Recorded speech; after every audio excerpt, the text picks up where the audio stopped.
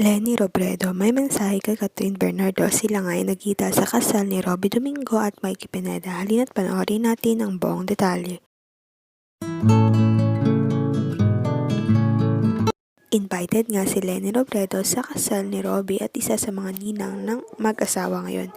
Invited rin naman si Catherine kung saan siya ang abay sa kasal.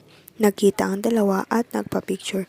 Pinost naman ito ng dating Vice President ng Pilipinas na si Lenny Robredo na may caption na "So much respect and admiration for Bernardo Cat."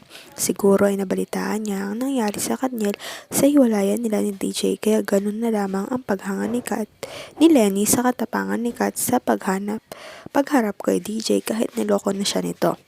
Sa ngayon nga spotted na magkasama si DJ at Cat sa kasal ni Robby at akala mo hindi sila naghiwalay. Marami nga nag-iisip na baka nagkabalikan ng dalawa pero tingin ko ay wala na talagang pag-asa dahil sa pinost ni Catherine na no coming back, only moving forward.